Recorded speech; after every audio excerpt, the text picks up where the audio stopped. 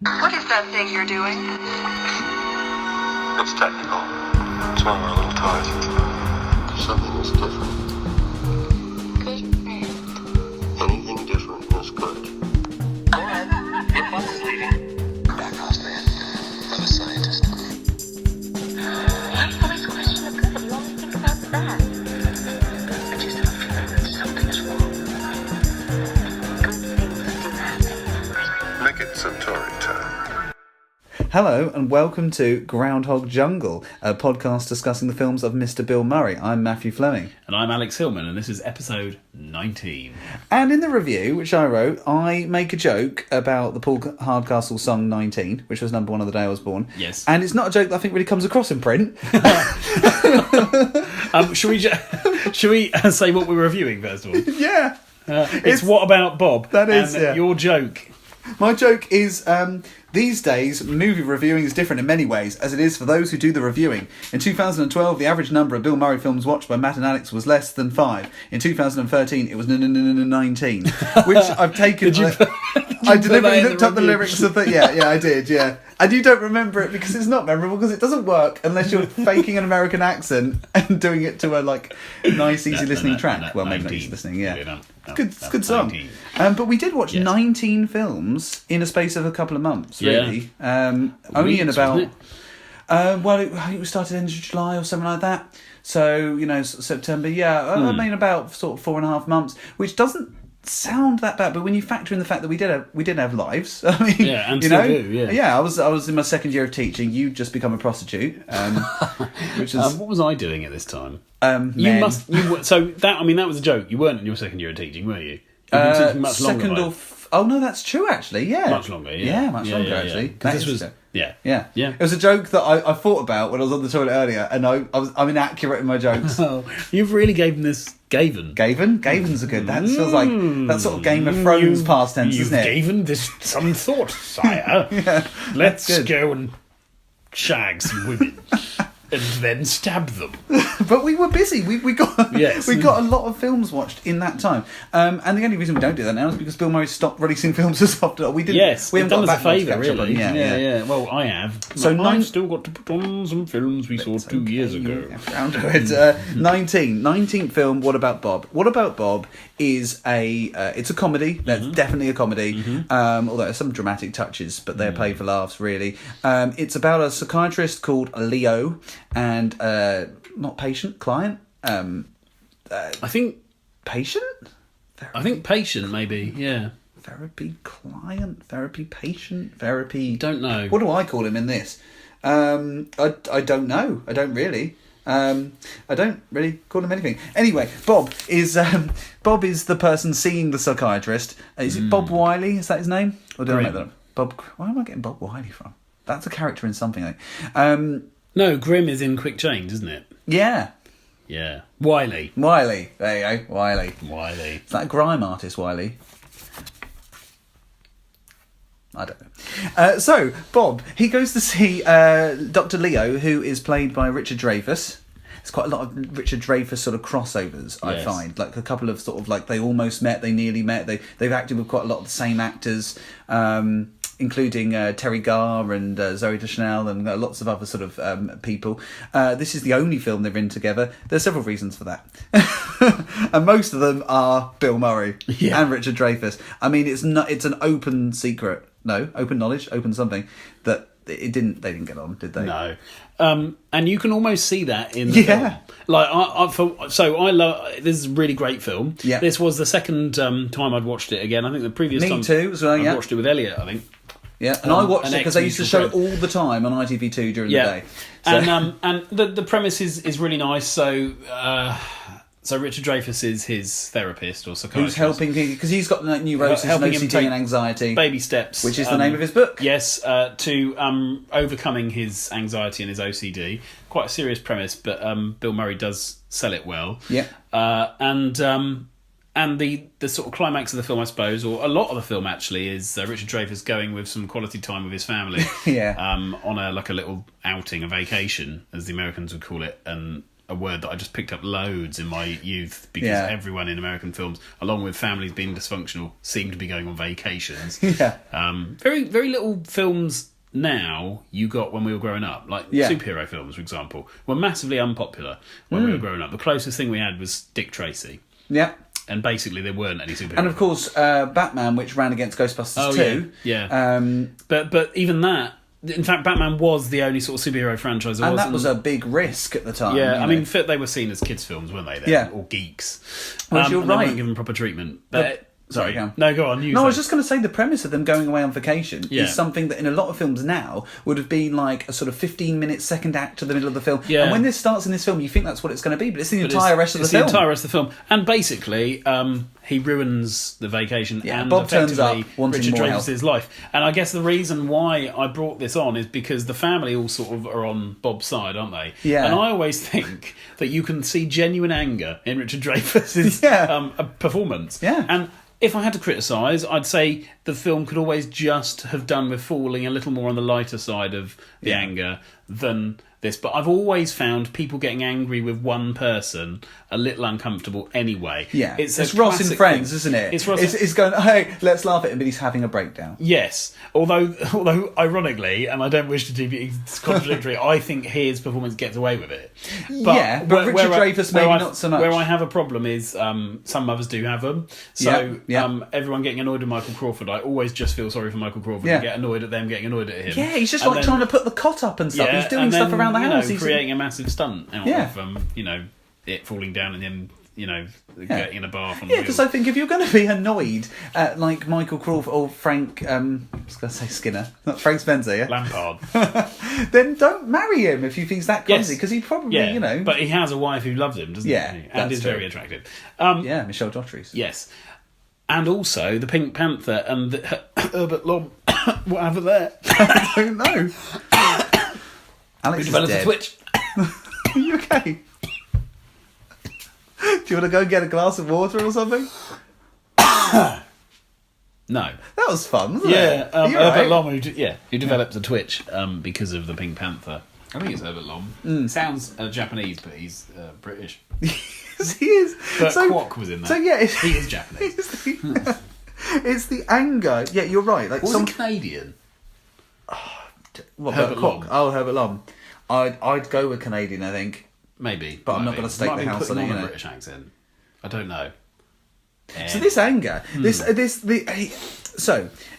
Bill Murray, they've both got different stories, Murray and Dreyfuss. Murray says that Richard Dreyfuss asked him to annoy him on set. Right. And Richard Dreyfuss says that Bill Murray constantly annoyed him on set. Right. So I don't know who you want to believe. Yeah. I'm not quite sure who I believe. No. But probably in a way both of them. Yeah, they're probably because both it's just right. Like the different interpretations. Yeah, I imagine Richard bumped into him in the canteen when they were setting up shots and said something like, right, this looks fun, isn't it? A good script. Yeah, it's all right if you annoy me every now and again. And Murray was like, really? Sure? And Murray maybe took it too far. Yeah. And Dreyfuss got annoyed. And it definitely feeds into the film. It gives them both excellent performances. The performances are excellent, but like I say, sometimes a bit too excellent. And you almost want to just say, lighten up.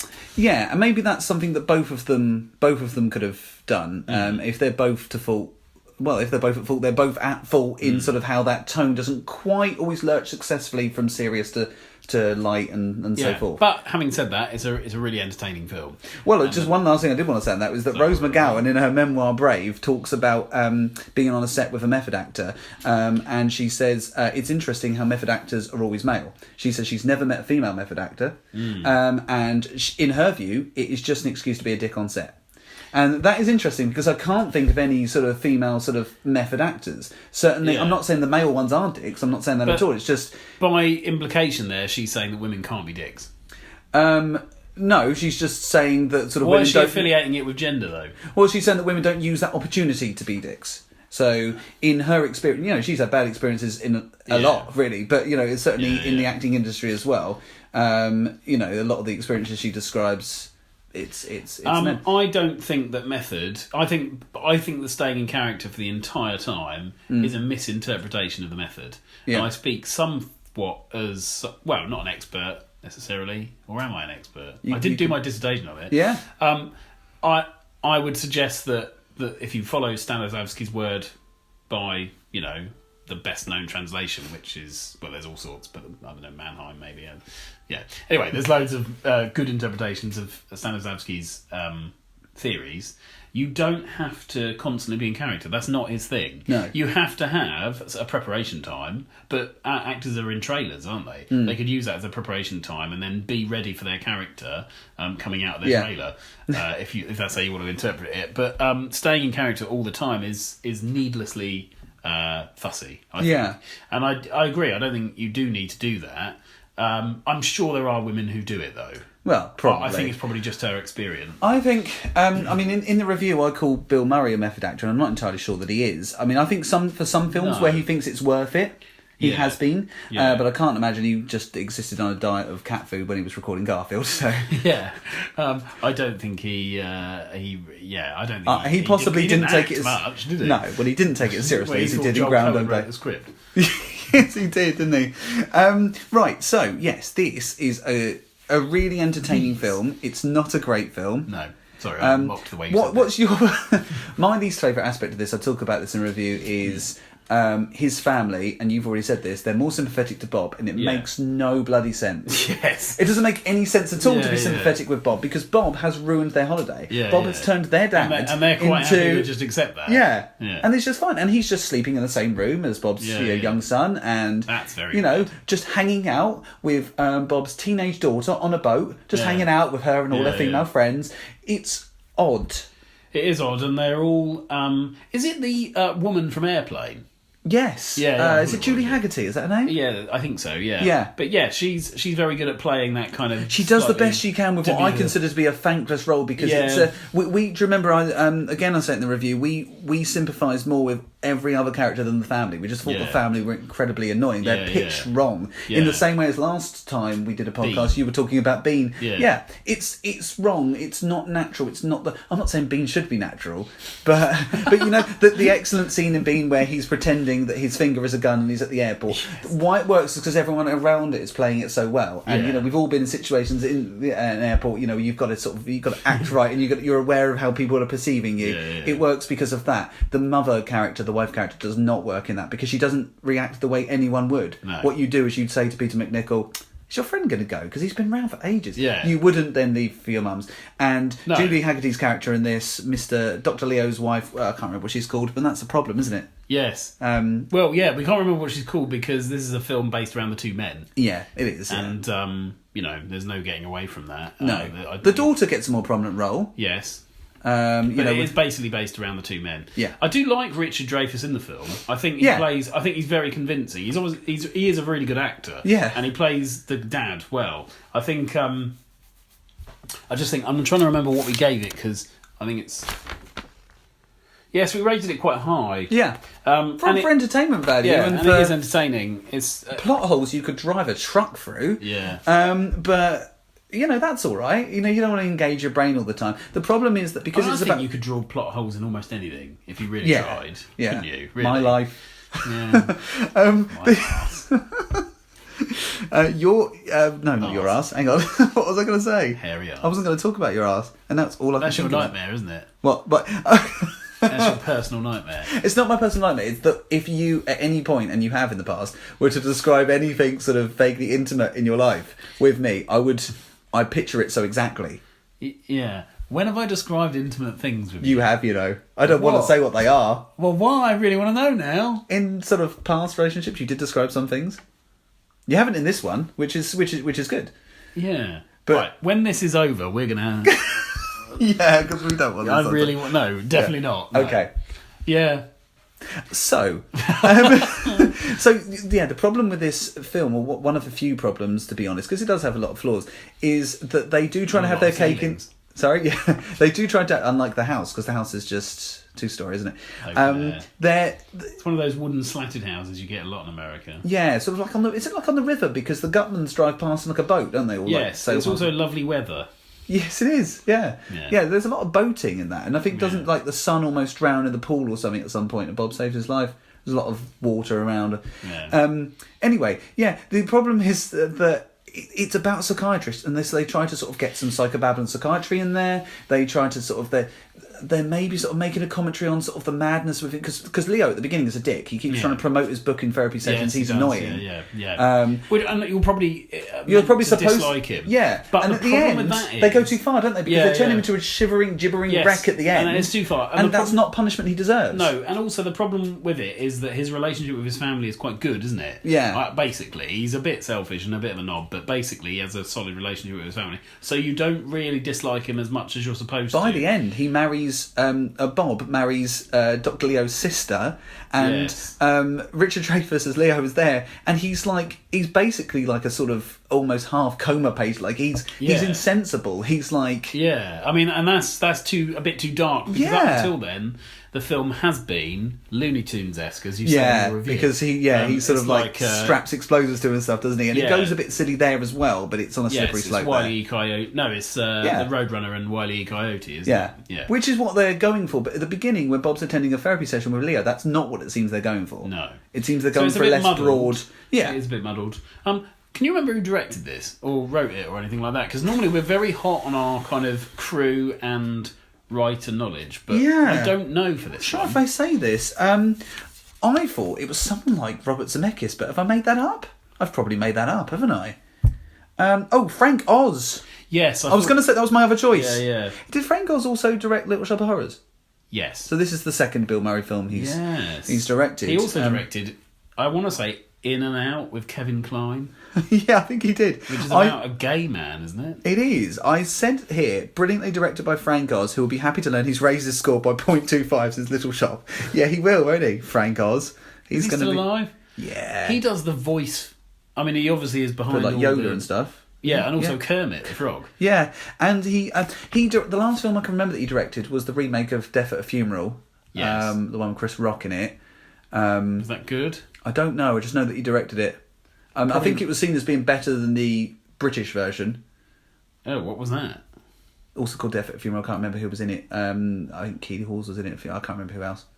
But yeah, Frank Oz. Hang on, what were they were made within a couple of years, I think. Why? Well, I don't know. I don't know. I don't know why remake films at all. Yeah, but usually you remake films. Yeah, I guess after a while, it's probably more common for an international thing, isn't it? Like a Japanese film gets remade as an American film a couple of years later. Ringu and Ring. And The Ring, yeah. The Ring, yeah. And then Ring later. Have you seen Rings, the one with the guy from Big Bang Theory? It's not very good. Johnny Galecki? Yeah. No, I knew he was in it. He's a scientist. He seems to have started his career with horror movies, pretty much. Yes. Like with, I know we did last summer. Yes. That's it, I think. Yeah, and then sort of like peeking back at that sort of thing again to get away from the comedy. I've heard he's not a very nice person. Yeah, I heard that. He's got engaged, and he's a really young girl this week, I think, recently. That's good for him. I hope he's nice to her. Yeah, let's hope. Well, let's hope he is actually not. I mean, we have that lawyer in the corner who says that we can't say that he isn't. We've heard. Yeah, I did specifically say I heard he's. Yes, he's good. I know the lawyer's a fan of that. My opinions on him are moot. Yeah. I mean, I don't. It's like a cow's opinion. Yeah.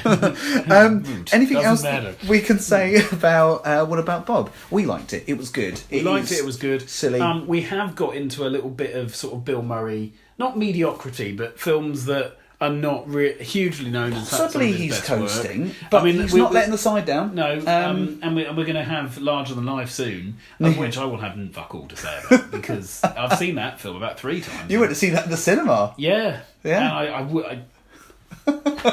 what can you say about that? The thing is, I wish you listening to the podcast could have seen Alex's face then. It was brilliant. It was beautiful. It was sort of like upper lip shruggery. It was like he upper lip uggery. He was trying to show that he had no idea. It was like it's the closest I've ever seen to him sort of giving up at something. He was I don't know. Yeah, I can't convey that in words, teaching, but it was good. Man, it was really good. I liked that expression. No, I'm sure your teaching is fabulous.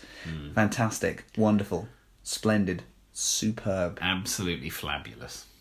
I don't know why that made me laugh. So yes, it was. No, what were we about to say? Oh so Larger Than Life possibly follows. No, it doesn't. I know what follows Groundhog Day, and that is Mad Dog and Glory, which is one of my favourite films, Yes. but we'll talk about that in due course. But Groundhog Day is coming up, so we're building up to this. He's going to hit an absolute peak with Groundhog Day, then he's going to slow down a little bit for a good few years, actually, until Lost in Translation, I would say. I mean, you could argue you've Rushmore. almost got 10 years in between, haven't you? Yeah, you can argue Rushmore. I mean, lots of people would.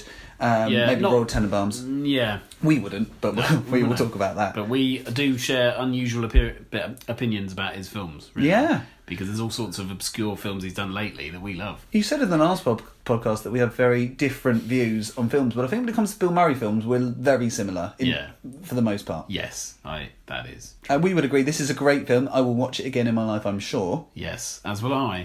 Loads of other films we couldn't say that about. But again, will I watch it as many times as Groundhog Day or Ghostbusters? No. So we gave it the perfect rating. Did we say what that was? Which is 8.25 for you and 8.25 for me. Which gives it an average of, I love these moments, 8.25.